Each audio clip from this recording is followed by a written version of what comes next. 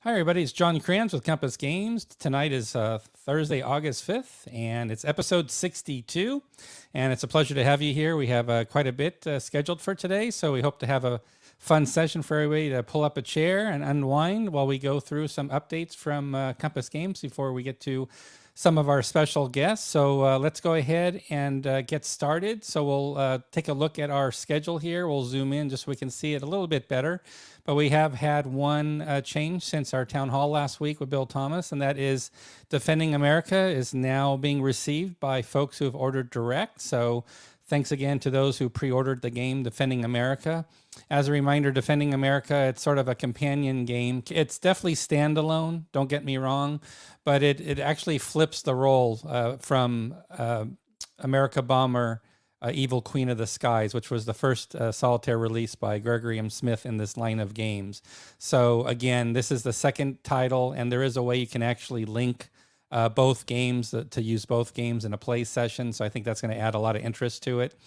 Also, not Defending America, but the original game, America Bomber, we do have an upcoming Paper Wars release coming up. I believe it's in 2 issues that has a big variant for America Bomber, including a lot of counters that are going to be in Paper Wars, inserted in Paper Wars as well. So it's going to be a major variant or expansion, if you will, for America Bomber. But this is Defending America that just got released. So this is, you're playing the other side. You're actually trying to shoot down those German bombers. So you're reversing that role. And that's why it works so nicely that you can combine both games and really do both roles at once. So that's the big update. I think we had listed the 9th of August as when the game would be released officially. And as Bill likes to do, he tries to get games out a bit earlier. So we've already got folks receiving the game. I've got one unboxing video I posted on Facebook and on other channels as well earlier today, if you want to check that out. Our schedule, by the way, hasn't changed on the left. So upcoming titles, again, whether it's going to be the 12th of August, could potentially be sooner. That's going to be for us all to find out. But officially, the next release will be in about a week from today. A week from today, Thursday, August 12th. We should see both Blue Water Navy, which is a restock item, as well as Enemy Action Ardennes, which is another restock item. So both of those are scheduled for a week from today. And then we still have more going on for August. Then we have the restock of the War Europe. Why we're doing the restock of War Europe? Well, it's because we've got the War Pacific, which is a brand new release from Compass Games. That's going to be released at the exact same time. And again, you can combine both those games as well for doing the War Global. And that's something we're actually advertising as a special event for Compass Games Expo in November. Ernest Copley, the designer, will be doing a global version, both games combined, Europe and Pacific, in November for those that want to travel out to Connecticut for Compass Games Expo. So we're really excited about that as well. And then we do have a Kickstarter going on, which I'll talk about here in a moment. The newsletter is going to go out tomorrow. So this hasn't been announced via our newsletter, I don't believe yet, but we have a Kickstarter for Granada, Last Stand of the Muirs. We'll take a peek of that in a moment, and that's going to be released in September, as well as the long anticipated Kharkov battles. Then in October, we have, again, no change here, Russian Campaign, the original 74 edition from John Edwards, and then the much awaited for World War I two-player game from Gregory Smith, Imperial Tide, The Great War, which can also work solitaire, by the way. So I did mention Granada, so let me just jump there for a moment. Granada is still active on Kickstarter, as you can see here, thanks to the 50 plus folks who have pledged for the game. If you've already placed your pre-order for Granada, you're all set. This is just another way to order the game. So thanks for those that have ordered it. It's going to be on Kickstarter for another 8 days, as you can see here. Also, want to thank Mo, who will be joining us here in a moment, for a lot of videos we've done for NATO Designer Signature Edition. Actually, we've had a lot of content contributors who have done videos for NATO, which, again, as Bill mentioned last week, it's our #1 seller. As far as our releases now, it's surpassed all other games. But you'll see here at the bottom, we've added a host of videos. Again, this is not all the videos that have been done. There's several more. The last one here is the Learn to Play session, which I'm going to bring Mo here on. Actually, I'll bring Mo on right now just to talk about the Learn to Play. So, hey, Mo, how you doing? Good. How you doing, John? Good. So I think I saw last week you posted a post-mortem broadcast as well based on this Learn to Play session that was held last month.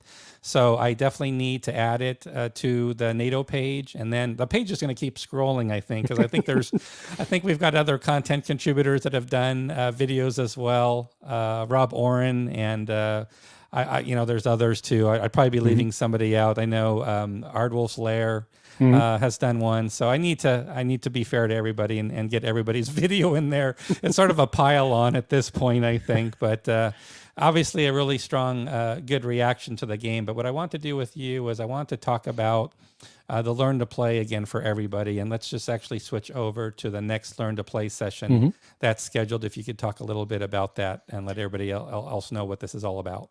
Sure. August 18th, as it says there, Carl from the Wargamers Bootcamp is going to be giving a class on the Learn to Play for Hearts and Minds. And it's an older game. It's a game that maybe not everybody has, but if you don't already have it, you can learn how to play it and then you can pick up a copy of it. But the point of the Learn to Play program is to get your feet wet and have somebody show you the ropes, kind of like when we go to a convention or we're at a war game night or something like that, where somebody knows the game and they teach you. It gives you a leg up and gives you the ability to jump in and play. And now that we have the Discord going, get in there and play the Vassal modules. And this one has a Vassal module that you can play. So I hope to see people there enjoying it, learning it, and then playing in the Discord. Exactly. And then I know you've got thanks for doing the recordings as well, the recorded sessions, so people can watch it if they can't make the live session. And I'll have to check the number of views, but hopefully I definitely would recommend anybody to check out the Learn to Play. There's actually several tutorials, several play sessions that have been done as well. You just did the ball tap. I think you did a ball tap play session as well just 2-3 weeks ago. That's also posted on the product page for NATO as well. So, but yeah, this is Hearts and Minds. Obviously, we're talking about a different game here. But and September, do we want to keep? Do we have a date No. for September? Do we Yeah. want to? I'll let you decide how much you want to mention. Yeah, It's we your can. show at We this can. point. We can spill the beans. We can share it right now. We got the 8/18. We've got the one with Carl, and then on 9/22, September 22nd, with John Southard, who's going to be doing the Conquistadors. So that one, I think everyone will be excited about because that's a fairly new release, and everybody will be able to get in there, enjoy that, and learn how to play that if they've not yet played it, or if they've been curious about it, they can check it out. And then grab the Vassal module, grab a copy of the game, and be able to play with your friends, play on your table, or play virtually. That sounds perfect. Yeah, so I'm glad to hear. That's great news that September's already set up. And then somebody's asking about the NATO Vassal module. So that's been in the works. That's how we had so much. We had a very large project team for NATO, and people probably see the results of that. I mean, we had a great overall effort on that. And we were using Vassal, obviously, for the playtesting. That really helped. And Fred Schwartz, the developer, posted a lot of things about the playtest sessions back in the day. But we've had to update the graphics to the production quality, what's included in the game. So that effort is still ongoing. Just to let everybody know, it's being worked on by Joel Toppin. Joel is the one who did the original Vassal module for the playtesting, and he's working right now. Just to let everybody know, it's actively being worked on. It's not sitting anywhere, and we'll look to release that as soon as we possibly can. So we're excited. We're excited to be able to do that, as well as other Vassal module releases. But yeah, to Henry's point on YouTube, thanks for joining us, Henry. We definitely want to get those Vassal modules out, and the good news is it is being worked on, and we'll definitely announce here when it becomes available for sure. So let's see. Any chance for a mounted board for America Bomber? Let's leave you on here, Mo. You're my emotional support person for tonight, right? Yep. So so a mounted board for America Bomber. So no, at this point, no. If it would go through a new print run, that would most likely happen. Obviously, I don't believe the game is sold out yet. But yeah, Michael, thanks for joining us on YouTube. Definitely, since we did do that for Defending America, we would want to sort of up it to that level. So if we get in a situation that we're doing a new print, it's sort of what we did with African Campaign. So Africa Campaign is getting done with a mounted map. It was paper maps before. So it totally makes sense, Michael, what you're saying. I totally get it. And yeah, that will be the plan when we get back to having the opportunity to do a mounted board for America Bomber. And we're hoping with Paper Wars expansion coming up in 2 issues, and with Defending America giving you another excuse to look at America Bomber if you haven't bought the game yet. We're hoping we'll sell out at some point of America Bomber, and we can look at doing a reprint with a mounted map. So that is the game plan. That is the game plan there. So, all right, Mo, anything else before we close this session? I want to thank you again for all you're doing. We'll have you back, of course. And Sure. the newsletter will mention this Hearts and Minds. The newsletter will go out tomorrow. So this is sort of getting the word out early. And nobody knows about Conquistadors in September except for those on this live broadcast. So yeah, you it's heard an it here exclusive. first. Yeah, it's an exclusive for everybody that tunes in here. And you can thank Bill for that one, because Bill is the one who brought that up. He wanted to see if we can get that in there. So we got it in real quick. John was on board with that, and we were able to get him the schedule for September. So that's a great thing. And if anybody out there likes doing Vassal modules, message me on the Discord, please, because we're looking to try to expand that as well. So definitely get in touch with me there, and we'll talk about what we're doing there as well. Yeah, and then for Compass Live, good question, Mark, on YouTube. See, everybody's asking questions on YouTube. Where's the Facebook folks? But it's not an expansion. You got to think it's more like a deluxe edition. This is like the deluxe premium version. Expansion is like, no, we're not adding weight to the broadcast. We're not doing anything like that, right? This is all positive things. This is the ultimate. It's like the World in Flames collector's edition that weighs 20 pounds, right? So yeah, Mo's a big contributor to Compass Games with the Learn to Plays and everything else. So and it's also the reason we do this is for you guys, because Mo's involved with a lot of the content, with the support, with the Learn to Play. We want to make sure whoever's helping us, as we are doing with our special guest tonight. So you can see there's a segue there coming, right? Yeah, absolutely. We want to definitely support those that are helping support our customers. So thanks again, Mo. I'm going to let you go. Sure. Enjoy the rest of your evening. Maybe we'll see you in the Applebee's lounge I don't know if there's possums being served tonight in the There's Discord always a server. possum in the Applebee's lounge, that's for sure. Awesome. And as Henry says, and again, YouTube's being very well represented here. Yes. Yes, again, Mo is awesome. And yes, it's great to see David White. Here's Facebook representation finally. Here's somebody from Facebook, David White, evening the score. Thanks, David. And designer participation for sure. And there is a surprise guest tonight, folks. So I don't want to give it away yet. So stay tuned for later tonight. Mo, I'm going to let you go. Thank you so much. Awesome Good job to see as you, John. always. Thanks. Take care. Bye-bye. Take care. All right, there we go. The one and only Mo, who's doing just a great job with the Learn to Play sessions and everything else. And what we're going to do now is, as promised, I did want to segue. And first, I just want to show you what this segue is about. And again, it is to support, all the great folks out there, not only the customers, hopefully enjoying our games and talking about the games and sharing their experiences with others. Well, how are you going to share experiences with others with your games without having perhaps a social platform like this one? So we have Facebook here, which I'm showing. I know not everybody's a Facebook member. Those that are on Facebook, though, I hope you've had a chance to join the Compass Games Enthusiast group. So I could even put that in big letters here for you, right? So we're really excited about what we've seen the past few months with this new Compass Games Enthusiast Facebook group that's been started. And it's all thanks to, now I know one person would tell me it's all credit to one person, who's David White. Mark would tell me, no, give all credit to David. It is his idea. But, credit is also due to Mark. Mark's an instrumental part, a big supporter of Compass Games, which hopefully means he's enjoying the games as well. That's what it's all about. Enjoying the games, not supporting us, just enjoying the games. So what we want to do tonight is we want to bring in these special individuals. So there's the page right there, but let's bring them on board now. So we've got Mark and David. Welcome to our show tonight. Great to have you. Thank you. Glad to be here. So a little bit long overdue. I know we were trying, with I think the first idea was maybe 4 or 6 weeks ago.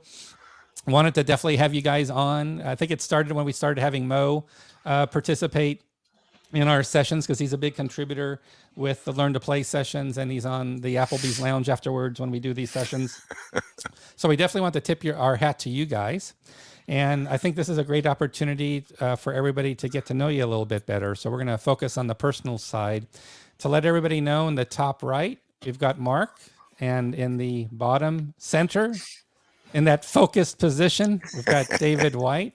And David, maybe we'll start with you, because Mark's always reminding me that it was your idea to start the Compass Games Enthusiast group. So maybe we'll let you introduce yourself, where you're from, your hobby background. Let's start there, and then we'll pass the baton to Mark. All right. Well, I was born and raised here in Nevada. I started playing war games as an offshoot of D&D back in the late 70s, early 80s. And then played a lot in the 90s because I had a buddy that worked in a hobby shop. So spent our weekends playing SPI and Third World War and stuff like that. So, and then, life gets in the way. And then I came back, dug out my old games and saw a couple of neat things that Ty Bomber was doing for you guys. Proud Monster was the first Compass game I got. Proud Monster was the first one? Oh, great. Because I had played the command game. So, I do that. I build models. Super into Navy, as you can see. Yeah, Andrew's noticing your ships behind you here. So just to let you know, Andrew's got a very sharp eye down in Australia. He's already spotted the ships behind you. That's a little bit of. Tell us about the models. Rally on the YouTube wants to hear more. Tell us more about these models, naval models. We've got the Chinese PLA carrier. We've got Yamato in New Jersey here. We've got a Russian squadron there. The World War II carrier task force, and of course the Starship Enterprise, and some Japanese escorts. That's a little bit of the. Got a mix of different countries with some Compass games mixed in there. I saw some. I built a lot of the modern stuff, the PLAs, the Chinese stuff. So they spotted Yamamoto on the top shelf. Yeah. Well, we're going to come back talking more about Compass Games. I want to ask you in a little bit here what your favorite game is, but first I want to give Mark a chance to introduce himself, where he's from, his introduction to the hobby and background, just like you've done, David. So Mark, take it away. All right. So Mark Ruggiero here. I live in Lodi, California, originally from Boston. Got got into my first war game in 1975 when I was 10 years old. My dad moved us to San Jose, California. And, what can I say? My very first game was Tactics 2. My second game was Third Reich. Huge fanatic of the hobby. I never got out. When I was in the service, my playtime got cut back quite a bit, but I've never fully been out. I apologize, because my Compass game collection's in my other game room, so I don't have any behind me because it takes up everybody so says much you've space, got triple. Everybody says you've got triple of everything it's published. It's actually not true, but now. But you cut back at triples. Right. And so you're gonna ask what our favorite game is later, but I just I love the hobby. I love bringing people together. I have a few Facebook pages. I'm glad to be here to help Dave. I love Compass. I think one of the things I wrote down earlier was in 2017 I met Bill at WBC. It was a little funny thing. He says, "Oh yeah, your name's always coming through the shipping department." Well, that's triple orders. Yeah, sadly, even I can't keep up with the volume that's out now, but it's really great. As far as myself, you said you're gonna ask what our favorite game is later. So about Tokai High School in '78. Tokai, I wasn't in Lodi sorry. then. I went to high school and grew up in Oroville, California, which is about an hour north of Sacramento. Went to Las Plumas High, graduated at 83. So Tokay's got a big reputation. Imanity and John Sai both mention it here. So there you go. Very cool. Yeah. Not every day you see a high school getting mentioned on a broadcast. Some history I don't know about. That's enough to find out because both of my boys went there. They're 36 and 35 now. So well, before we do the lightning round, I'm going to do the lightning round with you guys. I want to share with everybody something that Mark does on Facebook, which is the War Game Opponents Wanted page on Facebook. Right. Can you share? So can you give us some background when this page started? Yeah. You've got 2,500 members, plus members. Correct. So congratulations on that. Thank you. So yeah, really quick. I mean, I over the years kept seeing people post hey, I'm looking for somebody to play, or wouldn't it be great? So back in 2018, I decided to just start a page. It's really simple, focus, War Games Opponents Wanted. Post an ad. I got instructions there how to do it. It does have a couple questions, so if you go to join it, please answer the questions. Okay. No exceptions. I won't accept it. Try to protect everybody. Sure. Favorite story, really quick, I want to share about it. Is there's two guys, and I get testimonials every so often, so I know the page works. Two guys. One guy, he literally found an opponent that lived 3 doors down from him. No, come on. And I'm not kidding you. That's crazy. 3 doors down. They've been neighbors. They've been neighbors for over 25 years. And they didn't know they played war games. Now they play every Friday night. That's at least unbelievable. Yeah. Unbelievable. So it's story. Yeah. But it's been a great page. And there've been success stories. There's multiple groups I know have gotten together over it. So it's fulfilled my goal of getting gamers together to enjoy their games. So well, thanks for doing that. And I can't help but notice the banner image you've got there. Of course. Very familiar. Well, let's focus back on you guys a little bit. So David, we're gonna do lightning rounds. And by the way, for the audience, if you would like to ask a lightning round question of David and Mark, you can post a comment with your question and I will look for it and we will put them under pressure. We will show them what we do to designers here. The same pressure we put on designers here. We're going to do it. That's the promise here. So let's start lightning round. So David, what is your favorite game published by Compass Games? So I was Proud Monster, but now it's Indian Ocean region and South China Sea. And why? South China Sea and Indian Ocean because I'm into the Navy stuff, and right now it's the hot spot in the world that a lot of people aren't really focusing on. We've seen India just launched their next carrier, so there's a lot of fun to be had there. Have you had a chance to play it quite a bit, Indian Ocean region yet? Have you had a chance? No, I've been. I just screwed a few counters around and make up scenarios. I'm just sort of, that's why I asked. The reason I asked that is I have a lot of my favorite quote unquote games I haven't played yet, but I know they're going to be like Winter Storm from John Shetler, Vanguard games in the 80s. That's one of my favorite I've Eastern gotten Front through games. Proud Monster 3 times, so There you go. Well, that's a huge undertaking. So there you go. So you have passed your first lightning round question. Mark, same question to you. All right, let's see if I can do as well. So I would say my favorite overall Compass games is the War Europe. Oh, so you're excited 39 to about 40. New I'm Pacific, I bet. totally excited. I ordered the whole package. Only one copy of each, though. But I did. Wait, only one copy? Did I hear that? Wait, my earpiece. It's not working right. I don't think. Here. And I've played it. I've played it not recently, but I've played it quite a bit when it came out, and I'm really looking forward to re-release. And it's all World War II. You get it has rules in there to upgrade people's technology. It's got a great combination of everything that I have loved over the years in different strategic games, and the designer supports it really well. So. All right. Yeah, well, definitely. guys, as I promised, lightning round. There's going to be some questions from the audience here. They've taken up the call of duty here. So let's fire away. Brian Burkhart, representing Facebook. Nice to see Facebook in here.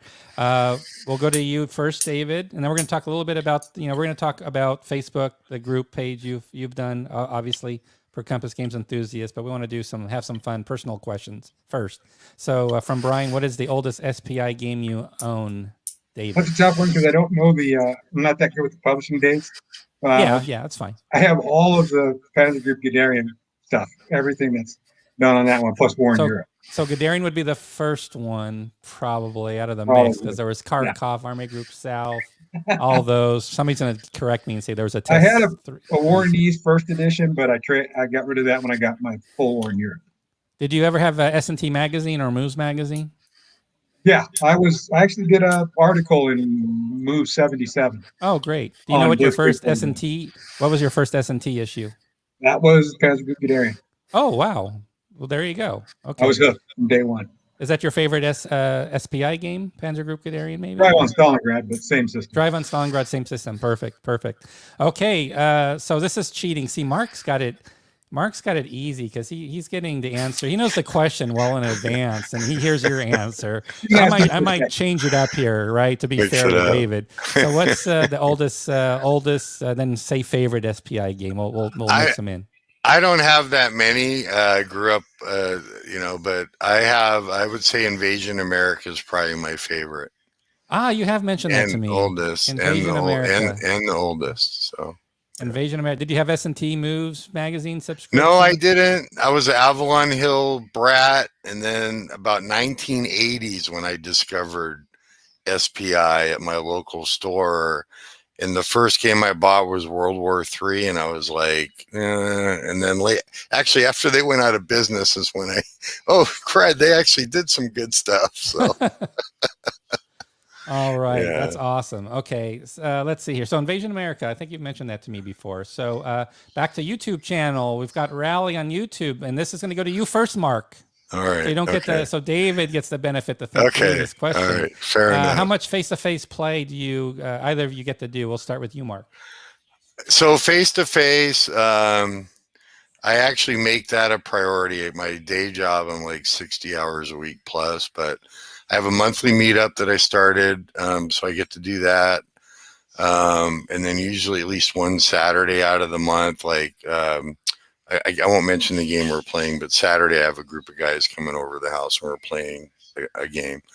But I would say try to do at least 8 to 10 hours a month, which may not sound like a lot, but with the hours I work, it's I just make it a priority. That's what we do. All right. And same question to you, David, about face-to-face play. Yeah, so me and mine are kind of in the same boat. If you count Zooming, we probably do a couple hours a month. Okay. Well, there you go. And very brief. See, you had time to think about that answer. Yeah. I think these brief answers come when you've had time to really lightning round. I guess I better to just get it down. Really tightly packed. David really tightly packed that. Okay, here's an interesting question from Bruce Urian. Bruce, full disclosure, Bruce does a great job on artwork for Compass Game. And Bruce wants to ask, we'll go to Mark again first, lightning round. Mark, how would you compare the errata for Compass Games? You don't have to mention any other companies, by the way. I won't. We're not here to put any, we always want to shine the light on others, right? We're here to support love in the room, love in the room. There's love everywhere. And the blue halo hexagon behind me. So how would you compare errata from Compass Games to other companies? I would say this about errata. Like, I don't think any of it's ever really been that bad. And I think the whole thing, it just gets overblown out there, you know? So to answer the question directly for Compass Games compared to other companies, I think actually there's probably less errata for Compass Games than some other companies out there. Okay. So, you know, I think Bill's tuning in. I think he's calling me right now, checking that answer, but it's all right. No pressure. And again, David, you've had time now. You've got a lot of titles too. You've had time to think through this. So, Bruce, how would you answer Bruce on this? I'm going to go ahead and mention one other company because I lived through the SPI era. SPI is my favorite. There was a bit of errata there, but it was nothing that you couldn't get through. But the Compass Games, not too much. I haven't seen a lot there, and I think the games are pretty well tested these days. So everything you see is like just little questions, and maybe depending on how you look at stuff, maybe mostly from because especially with Compass, I mean, I've noticed in our page there are a ton of people from all over the world. So a lot of people, English is their first language, so most of it's just interactions that way I've seen. All right. Well, let me see. I don't know if there's any other questions. I think everybody's agreed. It sort of became a SPI love fest here. I think I'm seeing some responses about people mentioning like, yes, Drive on Stalingrad, thumbs up on that one for sure. Bruce said grunt. What were you saying? 4 sets. I got 4. I have the flat tray pack. I have the box. I have the TSR box, and I have the Japanese version. Japanese version. All right. Here we go. I don't have the Japanese version. I don't think I have that. So I think I'm out of luck. So there we go. So I always try to keep the SPIs on my show. Oh, there. Oh, I do have that. Okay, good. Oh, you got 4 copies. You beat me. On that. Invasion America got a yes. Freedom Galaxy. That's another one I just got last month, actually. Other copy of. So we got some SPI love in the room. Oh, John Longshore weighs in with an S&T issue. Maybe his first one. Maybe not. I think this is maybe his first one, not his favorite. Maybe it's his first one. I don't know. John, let me know. But Wolfpack, I love the cover to the Wolfpack one. Crete. Martin, that's awesome. You've got Crete. Very cool. That one's hard to come across for sure. So then we don't have time for favorite Avalon Hill game, but I think that's a great idea, Steve. We need to do that, but we need to move along. So we're going to do a segue question because I want to talk about, what are we going to talk about today? I forgot what we're going to talk about. Oh yeah, Compass Games enthusiast page. Sorry. So first, Mo wants to thank you for what all you guys are doing. Somebody had a great question. I'm having trouble finding it because there's like 100 comments in here, but I remember what the question was. So this is for both of you. So it might have different answers. So this is going to be interesting. What is the strangest request or comment you ever saw? If I got this right, it's from memory. What's the strangest request or comment you've seen on the Compass Games Facebook group? Well, this could get dangerous. This oh boy, dangerous. I don't know. It is a dangerous one. Dangerous question. Here we go. Here's the page. 870 people, 71. What's the strangest thing you've seen so far? Well, I'll go first because I don't know if David's as stumped as I am. I'll just be honest because I don't remember ever seeing anything like strange or really like out of the ordinary, right? Which is what that question makes me think of. Yeah, a lot of good, like nice game, good.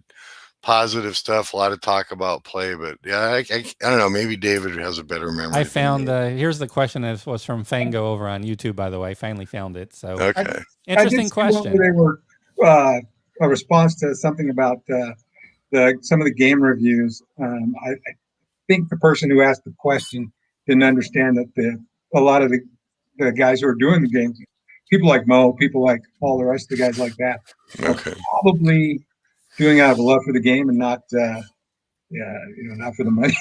Yeah, not for the money. How dare you say that? I think he had a problem with the way that the review was done. And I'm like, you know what? So Mark, they do them at all.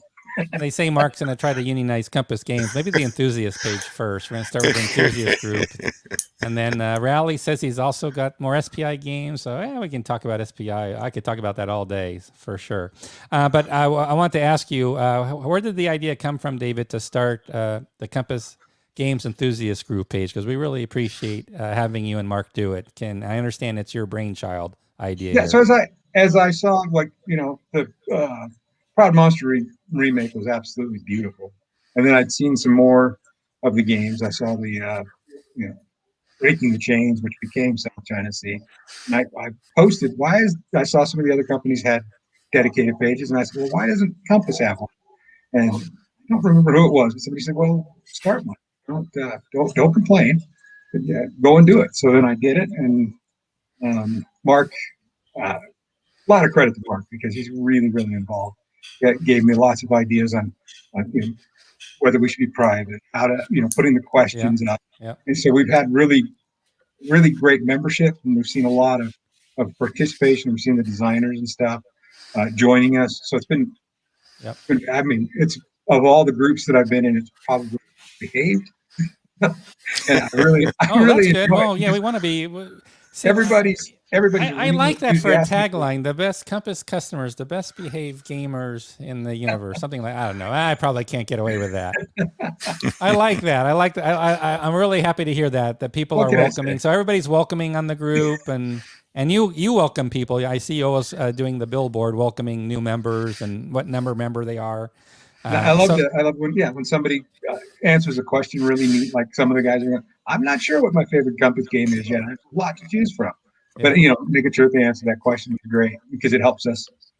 Now, David, did you have private groups before on Facebook? Was this like one of many for you, or is this your first or second group you've created? No, this is my first real group.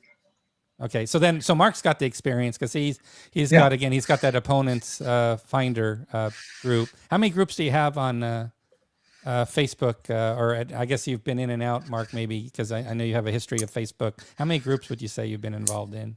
Admin wise, I'm an admin right now on 4 pages right now.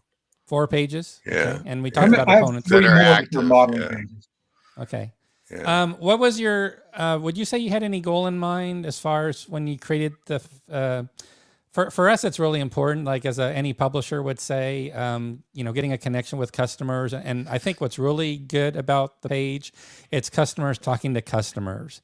The trouble with, not the trouble, but that's badly worded. But, if it's a Compass Games official Facebook page, it's, it smacks of here's the next release, here's what we're doing, versus like community wise, here's what the community's doing. So was that sort of the aim, was to get more people talking amongst each other for support, or I'm just curious. Without getting too specific, because you look at some of the other groups focus on a certain system, or they'll focus on a certain company's system, but not the diversity of games. Because we look at Compass Games, and a lot of the companies do have a lot of different stuff, but you see a lot more diversity. Maybe you're going to try an era that you would not have thought to try.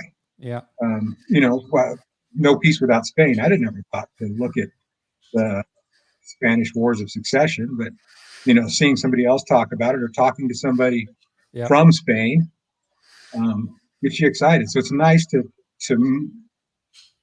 be more expansive about all the different stuff that's covered. You have better discussions, I feel.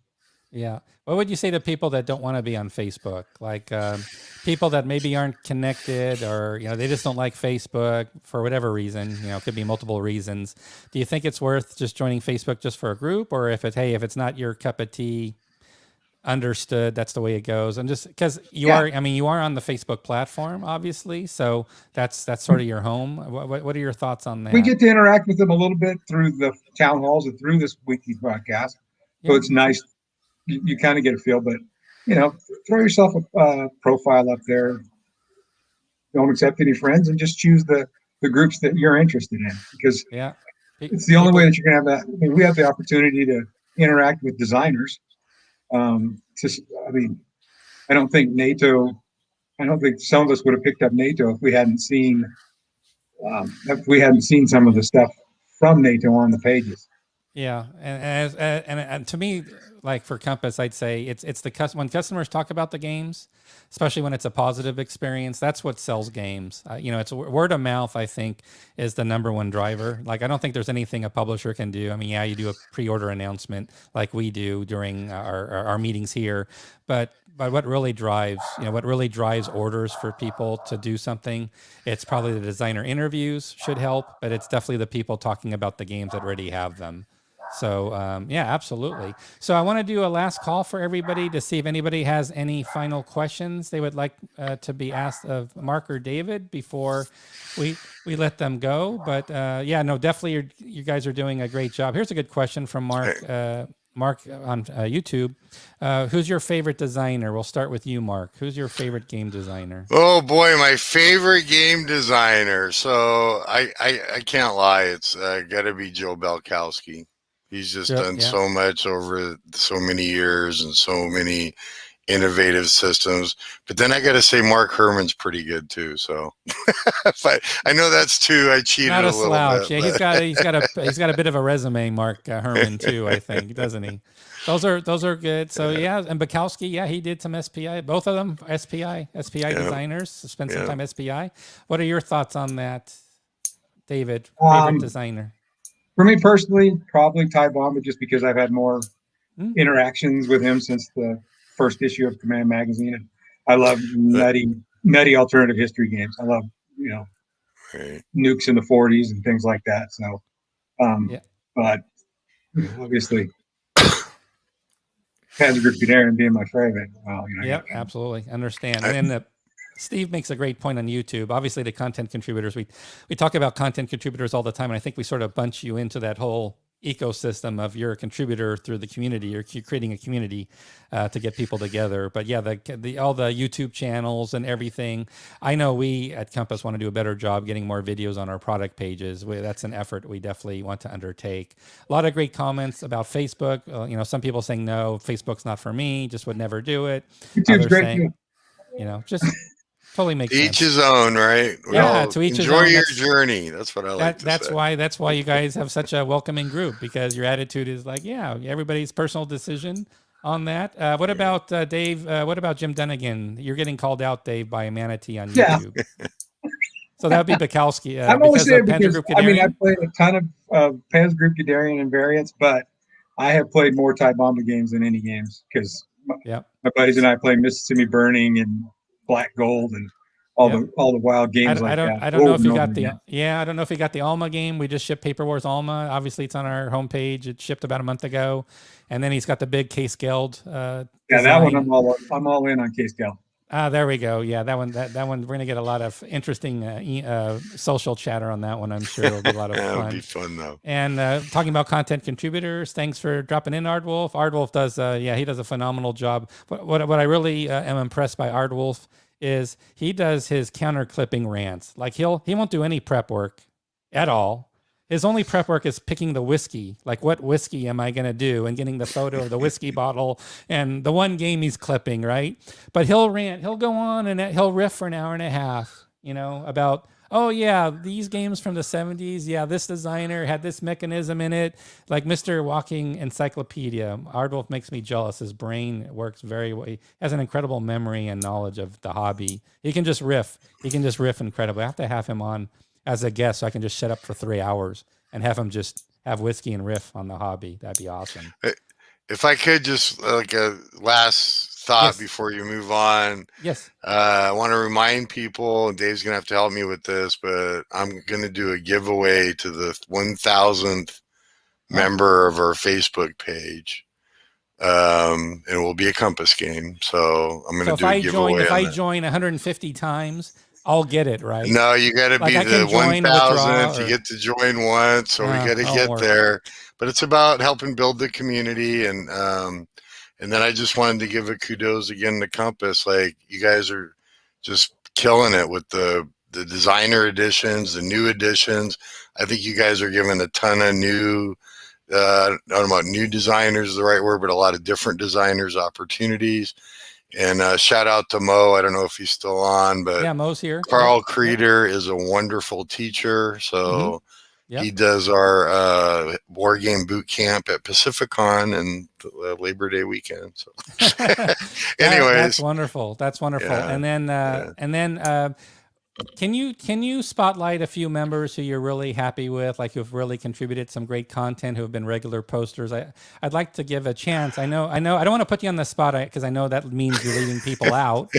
I'm always leaving people out. I can't list all the content contributors like Kev Sharp. I'll forget about Gimpy Gamer, Nate Rogers. I mean, I can't keep track. Blue Tweezers. There's all these great contributors. So we always leave people out by accident. But are there any contributors, like Lord. members, you really want to give a shout out to who have really helped your page along, help with postings? And anybody you want to? Yeah, mention? I'll have to let Dave answer that one again because I've been. All right. Yeah. Let's see. We're gonna put Dave on the spot. We're gonna give him the full screen. I love it. All full pressure on David. Who do Well, we want to give kudos all I to? can say is probably the most important interactions we've had are all the stuff that the different designers are doing. I know, like Adam Starkweather, who's always there. Sure, Whenever there's a question about a certain game, we'll see that designer show up and say, "Here's what we were thinking." Bruce Maxwell,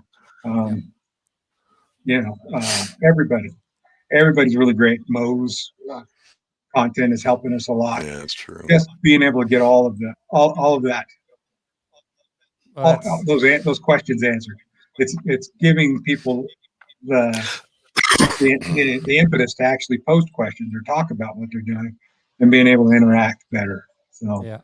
Well, you guys are doing a great job, and like I said, it's we really believe it's all about the community, right? It's all about people connecting with each other. What you guys have done with Facebook as a platform has been awesome. I think a lot of people have commented here, what a great job you're both doing, how appreciative they are. I just want you to know how appreciated you are. I want to make sure, for the work you guys do. Hopefully we'll have some new posts on your Facebook page, just thanking you for being on with us tonight. It was long overdue, and you guys are awesome, and I'm glad you're enjoying the hobby.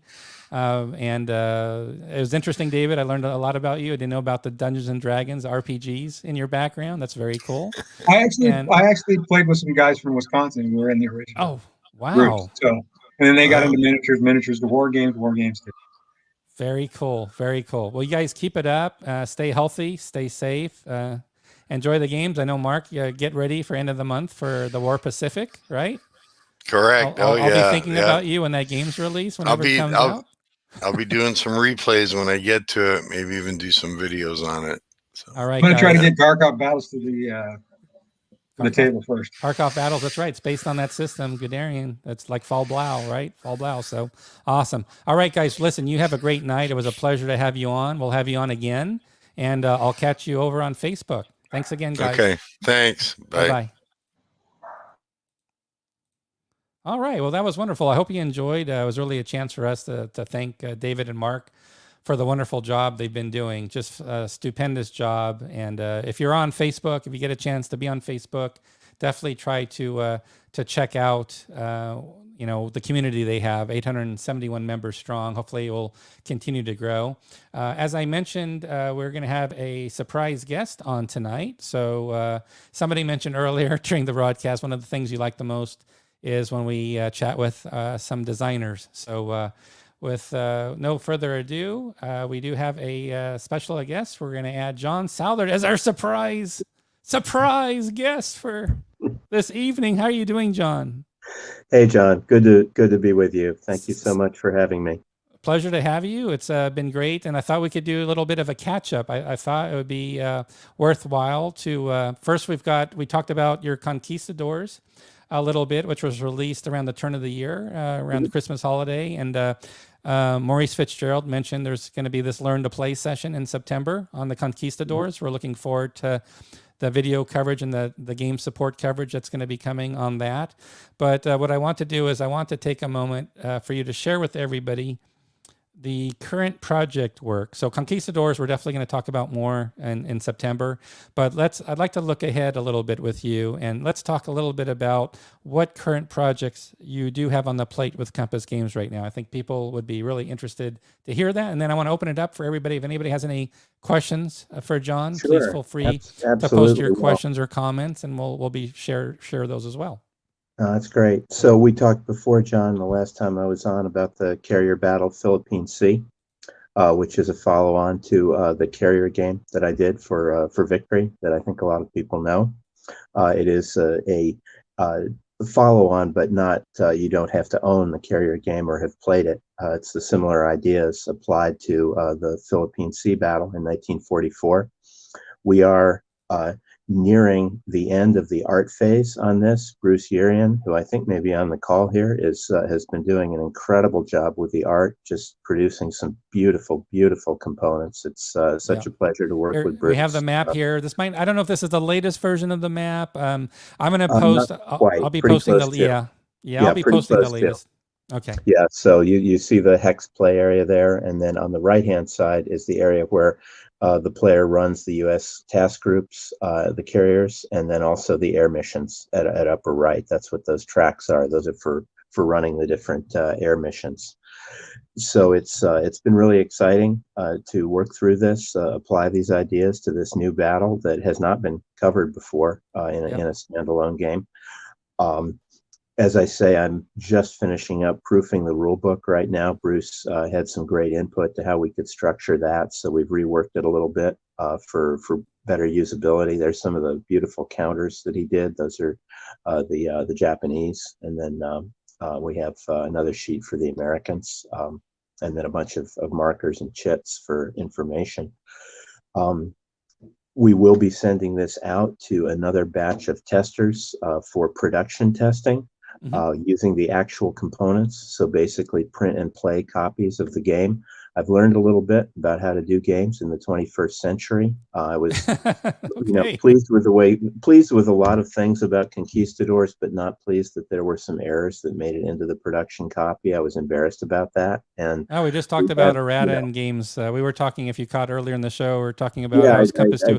Errata is a challenge. Errata is that. Well, and it's become more of a challenge now because anyone who has a question or finds a mistake has a public forum to share it, which is both good and bad, right? So anyway, we're going to work real hard. This is a very complex game, so I don't delude myself that we'll get everything perfect, but we're going to work really hard to make it as perfect as possible. All right, perfect. And Garth on YouTube had a question about what topics or engagements it covers. Could you share with us? It is the Battle of the Philippine Sea, also known as the Great Marianas Turkey Shoot. It's got 9 scenarios, so 5 of those are learning scenarios. You work through them in a programmed instruction way to learn the different subsystems of the game. Some of those can be set up and played in as little as 15 minutes. Others take on the order of an hour or so, and those aren't really intended for replay. You're there to teach you the rules, and then you move on. Then it's got 4 full-size scenarios, one of them covering the Battle of the 19th, which was the day known as the Turkey Shoot, when the American fighters took on the Japanese air raids. Another one covering the 2 days of the battle, so the second day when the Americans were able to find the Japanese fleet and strike back. And then we've got 2 hypothetical scenarios, one of them assuming the Americans had followed a different plan going into the battle. So it starts with the United States fleet divided, which is kind of interesting.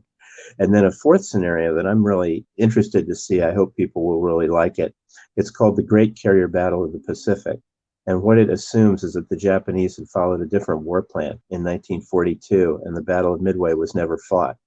So the Japanese Navy shows up off the Marianas in 1944 with the entire Pearl Harbor striking force and all of its original pilots. That's an interesting variant. That's a big. Yeah, it's an interesting variant. Sounds like a big, interesting yet a big. That's a big variance. It totally changes the nature of the game. Yeah, one of the interesting things about this battle is how big it is. The scale of the game in terms of the naval units and also the air units is different from Carrier because there were 15 American flat tops, 953 planes in this battle. That's more than in all the South Pacific battles put together. Oh my gosh. So you just can't, to make it manageable, we had to change a few things. But I think you'll find the same qualities of gameplay, the same excitement, the same cat and mouse games, the same challenges. I'm very, very optimistic about this. And we have some new play aids to enable the record keeping, make that a little more easier. Right, make it a little more user friendly. Yeah, I think it's great how we can add that to the game. Fango asked a good question. Speaking about cat and mouse type aspects. Mhm. Can you share and elaborate a little bit for the viewers here how you're handling search discovery Yeah, there's in the more game search system? options. I mean, the game is an evolution of the carrier system because we're in mid 1944 now, not in late 1942, and the practice of carrier warfare advanced a lot. So there are more options than there were in the original carrier game about how you organize your search. You have the option of doing sort of sector searches where you're searching a sector of the map, or just you might call pencil beam searches, where you fly just straight out on a straight line as far as you can and come back. So from those you get more range, but you get less coverage. The others are less range, more coverage, and obviously it depends how many planes you put on the search too, and things like that. We also have a shadowing option whereby you Oh, can okay. decide once you've Mhm. contacted something that you're going to shadow that instead of trying to find other somethings. Of course, if there are other somethings out there, then they may hit you. Exactly. So there's definitely a choice to be made there. I just checked, changing gears back to the conquistadors. I didn't notice any errata on our product page, so that's something I'll look into. Maybe it's on Board Game Mhm. Geek or on the forum. I'll just have to get it added. Maybe it's something that we just missed, but I'll make sure if there's any errata files out there, I'll make Yeah, we sure we get it definitely posted it posted. on Board Game Geek, and Yeah, I it's am on not Board sure Game Geek. about the Compass product page. I sent it to Bill. I know. I'm not Okay. sure if it got posted, but yeah, there's definitely an errata file. Just it's not really that much, but it's more than I wanted. You know, Okay. I mean, I Understood. want Understood. 0, so what can you do? Okay, so we're definitely excited about Carrier Battle, which I was showing on screen just a second ago. Can you, which is your active project, what you're currently working on? Can you Mhm. share with everybody also what's in the plans? Yeah, What well, other actually, things we have coming? my other active project, I kind of always like to have one game project in concept and one in actual design, if you will, and then one in some stage of production or proofing, and it's just kind of a pipeline. So the one that's in actual design and playtest phase now is a project I'm really excited about because it's kind of a coming home for me. My first design in the year 1983 was called Grant Moves South, published by Jack Green and Quarterdeck Games. It covered the Western campaign of 1862, culminating in the Battle of Shiloh. This project is called Grant, the Western Campaign of 1862, and it started life as a second edition of Grant Moves South, but before I got very far into it, it had become a complete redesign. So it has nothing in common with the original game except the same general topic. All the systems are different. It's kind of a statement of how far I've come and how far the hobby has come. This is the playtest map. This isn't actual production art, but it's the Yeah. playtest map here. As you can see, it's point-to-point movement. It covers Western Tennessee, the big rivers, which very much dominate the game, and also the Mississippi and the Island Number 10 campaign. So you have 3 Union armies trying to coordinate here with mixed success against a smaller but very vigorous Confederate army that's trying to defend this. There's way too much territory for the South to defend all the approaches. So that's both sides have a lot of decisions to make about how much emphasis they're going to put on the different possible avenues of approach. This campaign is also notable for the very high degree of naval and land interaction. You've got the steamboats being the main way the troops got around, very Hmm. close coordination between gunboats and land forces. Really, no other Civil War campaign quite has that.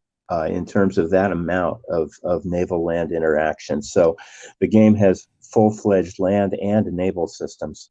One But I thing I was going to wanted to, say, I'm yeah, sorry to interrupt you, but please go ahead. I'm not overly familiar with a point-to-point map that actually has point-to-point on the river lines themselves for the Yes, positions of dot the to dot. naval units. Yeah, So there's if you look closely, there's dots on the rivers, and the naval units move along the dots, and then those arrows show the direction of the current, which of course that's makes the difference. that is And very then cool. you'll see that some of the dots. I give Jack credit for that. That was Jack's idea. Really nice. Some of the dots touch some of the land boxes, and Yes, that's right where you here. have river landings. So Yep. that's where troops can be landed or picked up, and you can Wow. have forts and batteries which fire at the rivers and so on. Um, so I wanted this to be a game that could be played in just a few sessions, maybe a couple sessions. Mhm, In other mhm. words, it's not a game that is going to take, you don't. In other words, you don't have to leave it set up for months to play it. I wanted a game Yeah. that would actually be playable, where you could play the whole campaign in a reasonable time and look at the strategic options. How much on the Mississippi, how much toward Yeah. Nashville, how much down Yeah. the Tennessee River. Does the Confederacy defend forward or back? How much do they allocate to island number 10? All those kinds of strategic choices. I wanted people to be able to play and replay and replay and enjoy it at that level. So that's what the design was intended to do. Here's some of the forces here. If you want to talk a Mhm. little bit about the makeup of the forces and the scale of the Yeah, game. yeah. You've got leaders who are rated for combat and for initiative and also for morale. The combat system actually owes a lot to my experience doing several Civil War battle games with Rich Berg, the Mm. South Mountain system, if any of you are familiar with it. So Mhm. it's very heavy. It's a kind of a fire and morale system in the context of a strategic game. You don't actually do any battlefield maneuver, but you do pick which units you will fire on and so on, and the idea is to get the enemy to break. When all of one side's troops are demoralized, then they have lost the battle, or when they decide to retreat. You can see there some of the naval units as well, and the battery units and Yeah, we so got forth. some right here. I can zoom in for Yeah, everybody. Well, yeah, that's almost too far zoomed in, but yeah. here we go. So Arkansas Manassas. yeah, that's so the Confederacy had a lot of naval forces that it got into this campaign, and a lot of others that it almost got into this campaign. So we handle those by random events. There's a sequence for random events, which allows for some of these ships, like the Arkansas and the Manassas. Well, the Manassas did show up, but the Arkansas didn't in the actual campaign. Okay. So Okay. with a little luck in the random events, the South can actually have a navy. And then, of course, we do have a special scenario. It's almost like the scenario we were talking about earlier for the Philippine Sea. I call it Beauregard's dream. And it basically is based on a message that General Beauregard, who was one of the Southern commanders, sent to a number of Southern governors, asking them to send him a whole bunch of troops. And he had this plan to kind of take all these troops and naval forces, and he wanted to invade the North and so on. So that scenario is, well, what if General Beauregard had actually gotten all those Right. forces? Right. Plausible historical. Exactly. Yeah. Right. Yeah. What would It's the very outcomes have plausible. I been? would call it a plausible alternative history. It could have happened that way. It Yeah. didn't, but it could have. So that's an interesting take on it as well. We have a I question really am here. grateful. Oh, I yeah. see John Olson is here from Minnesota. I'm so grateful to him and to his associates, Tom Lee and Dan Frick. They've done an incredible job, along with our friend Merv Cross in Wales. The play testing has indeed been intense. These guys have worked really Yeah. hard, found every corner of the rules. So I'm Got really, somebody really on happy. YouTube that would love to join in. I don't know if it's too late. Leave that to you guys, but yeah, I mean, somebody who would really Appreciate it. enjoy helping out. Well, So actually, there's a serious answer to the question which was just given. How does one become a playtester of one of my games? And yeah. the best way is to make some good comment on it or send me a good question on it, because that's what I look for. And it has happened before that somebody has actually made a bunch of negative commentary on something I did. And I've contacted that person and said, hey, listen, you thought this through. You made a lot of good comments. Would you like to test for me? And the person has actually said, yes. That's a real scenario that's happened. So it can be good. It can be bad. I'm looking for the truth, not just for praise, Yeah. Oh, that's wonderful. That's wonderful to hear Yeah. that. So maybe we'll take you up on the offer there. Okay, so I'm happy to hear. So we've got some Civil War coverage, which I can see everybody's excited about. Let's see anything else you'd like to share. I think we've talked a little bit about Carrier, so maybe you can. We can give share an the update on next that. project, which is kind of in the conceptual stage right now, but it is something that Bill Thomas and I have agreed we're going to do and laid down plans for, which is that Compass is going to do reprints, new editions of the original Carrier and Tokyo Express game. And we're going to add to it a third piece, which will be either published as a gamette or possibly together with one of those two games. And that third piece will be what I call the Guadalcanal campaign. And so these three pieces together will allow you to solitaire the entire Guadalcanal campaign from the American side. You'll basically be in the position of General Vandegrift and Admiral Halsey running the whole thing, and having to worry about building up your forces on Guadalcanal and building up your supplies, and of course dealing with the Japanese counterattacks. And so my concept is you'll have a small map, like 11 by 17, that represents forces available and strategic choices and supply state and so on. And then when a naval battle occurs, you use either the carrier game or the Tokyo Express game to fight it out. Okay. So based on the forces involved, based on the forces involved. In other words, if it's a carrier battle, you go play a carrier scenario. If you surface battle, you go play Tokyo Express. There were in the historical campaign 5 surface battles and 2 carrier battles in the 6 months of the Guadalcanal campaign. So my idea is that somebody could leave the campaign part set up, you know, either on the end of his desk or maybe on a spare shelf or something, and just come back to it from time to time. And then when he had an afternoon, he could play out, you know, the next surface option, next surface battle. And maybe in the actual time it took General Vandegrift to win the actual campaign, you can play the whole campaign and win it yourself. So I don't know if you've noticed, because you've been given a great update there. There's you've generated a bit of buzz and interest in, oh my gosh, Carrier Tokyo Express. So I've got to ask the obvious question, else the audience will flog me.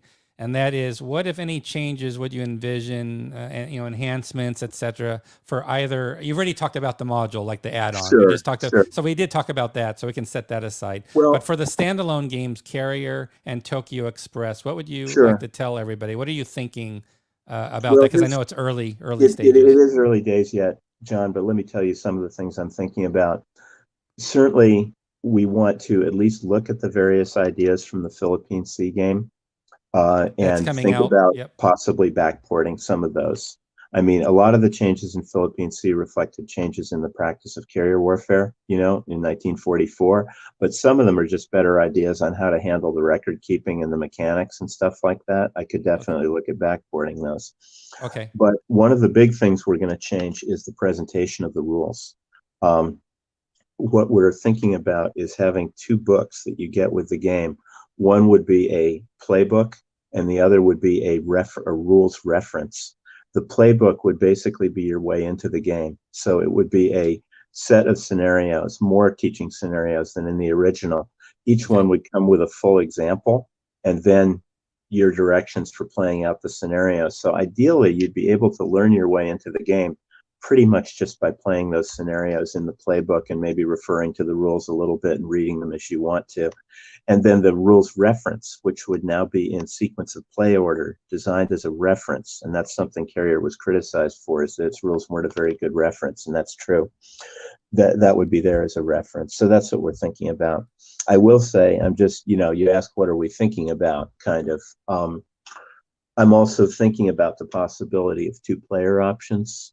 Tokyo Express did have a 2-player option already, but it's at least worth asking the question about Carrier as well, because that would then let you play the whole campaign 2-player as well. So, you know, it's at least something to think about. I don't have a clear insight on that. I know it's early stages, but I like that part's early stages. That you're the other thinking about plans, a 2-player mode would be, wow, at least that would be thinking something. about it. I guarantee it'll get thought about. The other plans, you know, as far as the rules go and so on, those are clear plans that we certainly have. As far as the Tokyo Express game goes, I don't plan for any significant design changes in that, although it has been criticized over the years for the stacking and the number of markers you needed to have. In other words, playability issues. So we'll certainly look at those and see if there's some improvements that can be made. Okay, great. So Tokyo Express, pretty much. Now, so Tokyo Express, would that be eligible for a backport to what you're doing with Carrier Battle, Philippine Sea, or is that separate from that? Carrier Battle is going to that would be separate. In other words, separate. Yeah. That's a separate thing. Yeah, but I don't know. Down the years, there's been lots of questions about Tokyo Express, but there's never been a conceptual thing that, oh gosh, I wish I'd done that differently. I wish you had changed that. There isn't anything I want to redesign. In other words, the only part I want to change is that we didn't do a campaign version back in 1990. So now we're going to do that, but we're going to do, you know, it's really going to be a full game of the campaign with Right. all the choices. I'm really excited about that because Guadalcanal to me is the pivotal campaign of the whole Pacific War. It's the one you got to get right. And up to that time, except for the ambush at Midway, the Japanese had pretty much won everything.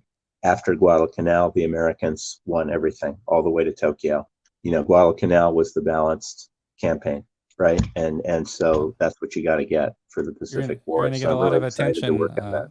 You're gonna get a lot of coverage on this project for sure. I know Gimpy Gamer, he's one of the top content contributors. Nate Rogers is, and he's ready to help do content around this project as it gets Oh, that's ready. grand. So That's that's grand. Yes, I awesome. recognize Nate's name. Yeah. Just let everybody know, just FYI, because this question's come in a few times. We don't have any counter trays we sell at Compass Games, just to let everybody know. So there's other companies that do provide counter trays. I think Dan Viersen, GMT. There's probably a few others.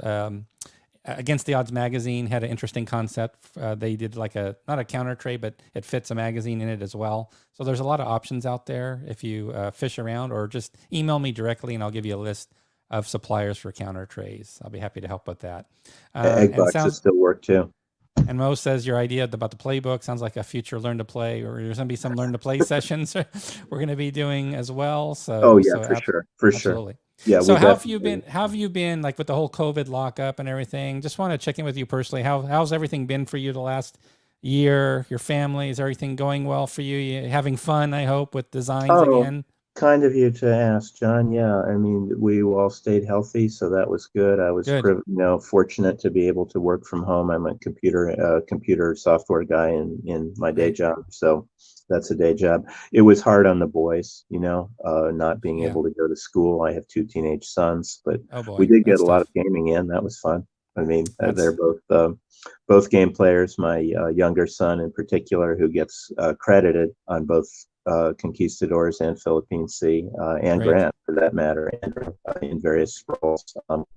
He's a tiger. He loves Dungeons and Dragons and nice. board games as well. He's a true designer. He's got several different projects he's working on all at once. He's working on his own role playing system and his own adaptation to D&D and his own Star Wars board game. Perfect. So we've got another Souther to keep an eye on here. Fruit didn't fall far from that tree. That's true. Not a bad thing. So it's been a few years, because I think is it fair to say you've been away from game design for some time in the past? I was for some time, yeah, until 2017. What's your experience? What's your experience looking back at the past few years where you're back to active game design? What can you share? What's that experience been like for you? Because you mentioned earlier about how electronics, things are different this day and age, and with errata, when we were talking about errata. So what's your takeaway from your experience for the past few years here with designs? Well, the biggest difference, and it's an amazing difference, is the power of the community. You were talking earlier about the Facebook site, and I participate, of course, on your Consim World site and also on Board Game Geek. I don't have to be on Facebook, but that's neither here nor there. But I'm so happy about that, to hear about that too. But the power of the community is just amazing compared to what it used to be. My first S&T issue, by the way, was Winter War, number 33. Winter War. Well, wow, that's a really good issue. Yeah, it was a really good issue. So that's S&T 33, and then I was with them all the way until they turned out the lights. But lots of good games there, of course. But back then, your community was just the few people that you happen to know, and I had a group. It was lucky to have a group of friends I played with pretty much every weekend. That's nice. We didn't have too much schoolwork, and my mom's blender got a lot of work making milkshakes for us. Nice. Frozen pizzas and stuff. We kind of, a lot of that sounds great. Teenage stuff, But nowadays, this incredible power of the internet community is just amazing. Well, it's been a pleasure to sort of have you as a surprise guest. I hope everybody, I think we got the thumbs up from everybody here when I first mentioned you were going to join us. I thought it was overdue to have you back on, just to do a check-in. And we've got the Learn to Play on Conquistadors in September. We're definitely looking forward to that.